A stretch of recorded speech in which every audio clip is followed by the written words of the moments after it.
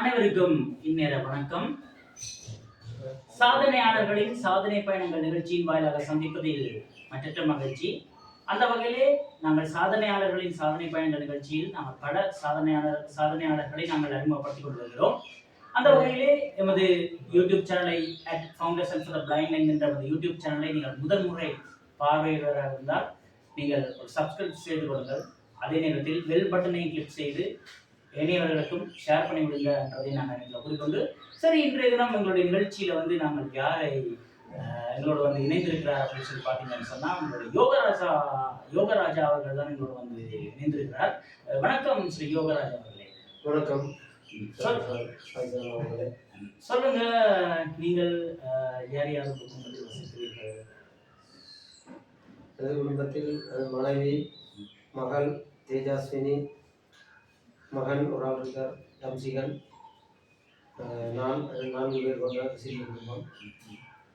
சரி, நீங்க சொல்லுங்க, நீங்க என்ன தொழில் என்ன தொழில் செய்வது?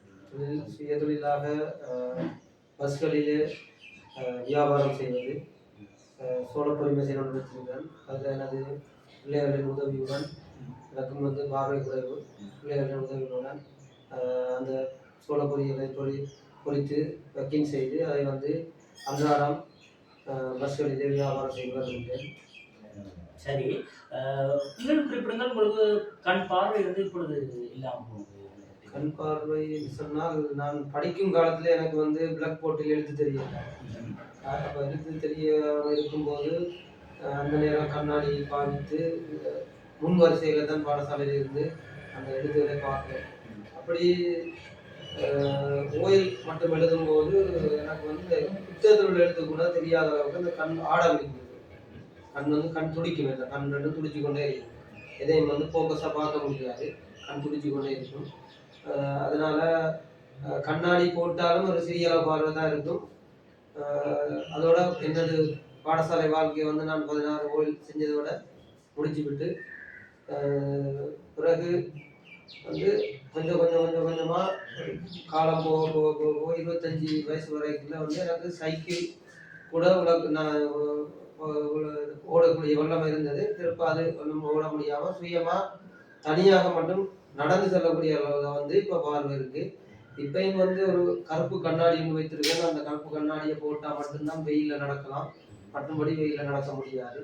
கிட்டத்தட்ட எனக்கு முழுமையாக பார்வை ஒரு 25 வயசுக்கு பிறகு தான் அந்த முழுமையான பார்வை இருந்தது. பகுதி அளவில் தான் அதுக்கு முதல் தெரிஞ்சது. அதுக்கப்புறம் முழுமையாக இப்போ ஒரு குறுகிய அளவு பார்வையில் தான் இந்த வாழ்க்கையை நடத்தி கொண்டிருக்கோம். சரி, அடுத்ததாக நீங்கள் இலங்கை பார்வையற்றோருக்கான அறக்கட்டளை நீங்கள் தலைவராக செயல்பட்டு வருகிறீர்கள்.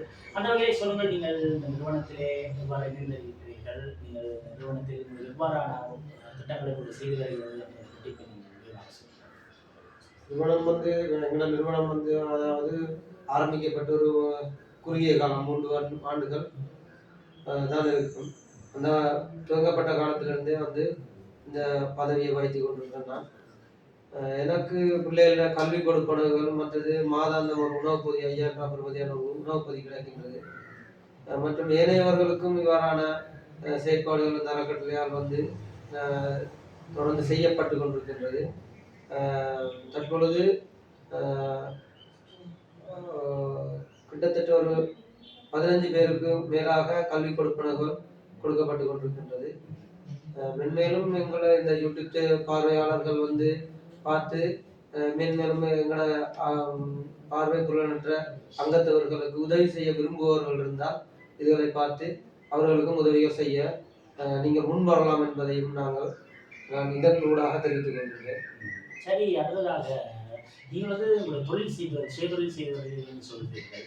நீங்கள் எவ்வாறான சவால்கள் பார்வையற்றவர்கள் மத்தியில் சவால்கள் என்பது குறிப்பாக இருக்கிறது. எப்படி சவால்களாக இருக்கிறது? பார்வையற்றவர்களுக்கும் மாற்றுத்திறனாளிகளுக்கும் நிறைய சவால்கள் இருக்கும். அந்த வகையில் நீங்கள் எவ்வாறான சவால்களை நீங்கள் எதிர்கொண்டிருக்கிறீர்கள், அதை முறியடிச்சிருக்கிறீர்கள்? சவால்கள் எதிர்கொள்றது கூட முறையடிக்கிறது எங்களை புத்திசாலித்தனத்தால தான் முறையடிக்கலாம். அதனால் எதிர்கொள்ற இப்போ நான் ரோட் மாறும்போது கூட இந்த கண்ணாடியை போட்டு வெள்ளைக்கோடு இல்லாமல் நான் மாற மாட்டேன்.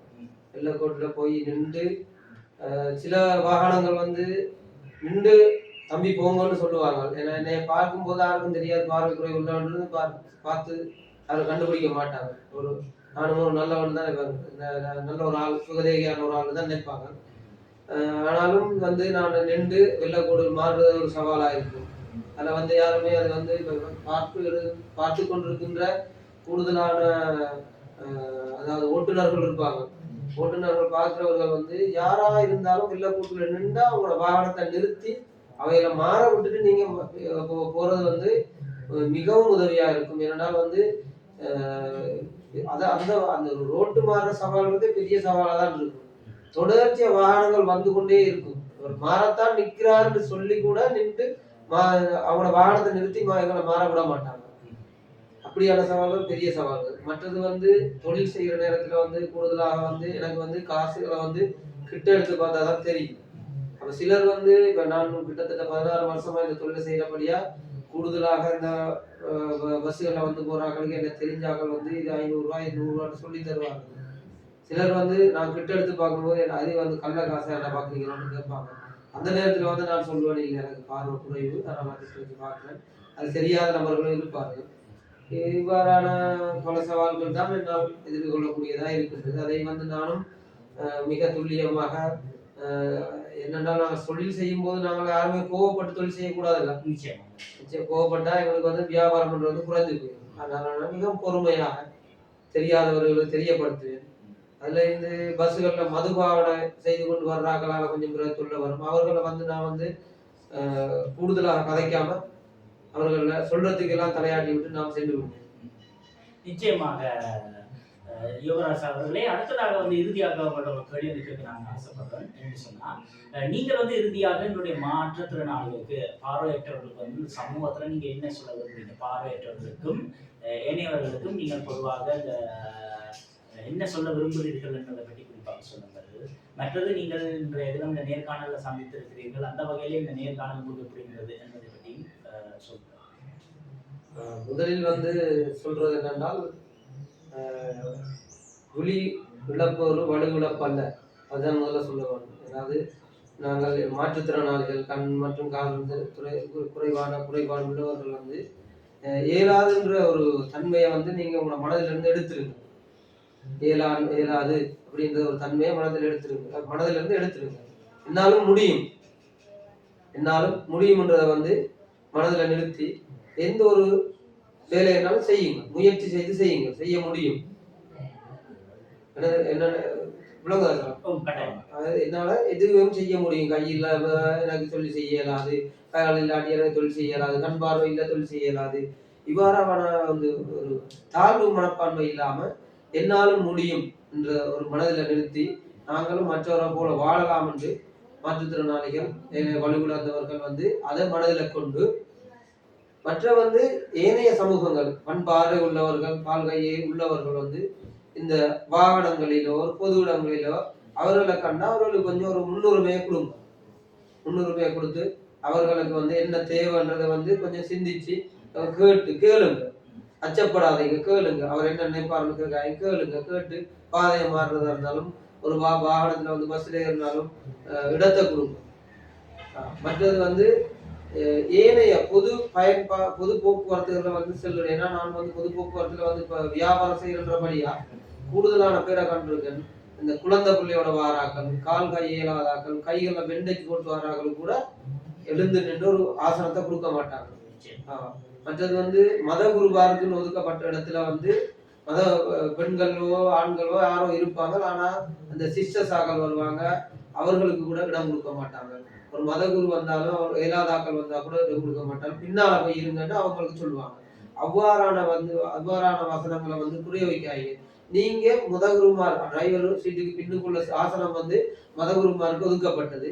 அதை வந்து கவனத்துல கொண்டு நீங்க பின்னுக்கு சீட்டு இருந்தாலும் நீங்க போய் இருந்து போட்டு அந்த மதகுருமாருக்கும் அந்த வார பாதிரியார் சிஸ்டர் அவங்களுக்கு வந்து அந்த ஆசனத்தை கொடுங்க, கற்பிணி தாய்களுக்கு ஆசனத்தை கொடுங்க என்றதை வந்து கருத்துல கொண்டு எனக்கு ஒரு இந்த பிளைண்ட் ஆஃப் அந்த அறக்கட்டளை நிலைத்தால் அந்த சேனல் ஊடாக யூடியூப் சேனல் ஊடாக இந்த ஒரு சந்தர்ப்பத்தை வழங்கியதற்கு நேர்காணலுக்குள்ள இந்த கொடுத்த காண வந்த சரண் அவர்களுக்கும் அறக்கட்டளை நிலையத்தர்களுக்கும் தலைவர் அவர்கள், பொருளாளர் ஏனையவர்களுக்கும் எனது மனமார்ந்த நன்றிகளை தெரிவித்துக் கொண்டு இந்த வாய்ப்பு தந்தமைக்கு நன்றி.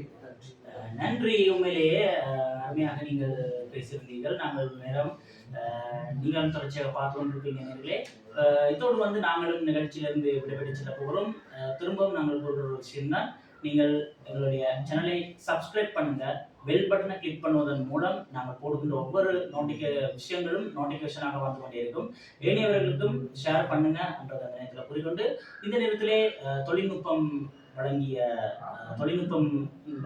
உதவி புரிந்த குமார் அவர்களுக்கும் நன்றியை கூறிக்கொண்டு, மற்றும் ஒரு நிகழ்ச்சியில் உங்களை சந்திக்கும் வரை உங்களிடமிருந்து விடைபெற்று நான் உங்கள் சாய் சரண். வணக்கம் உறவுகள்.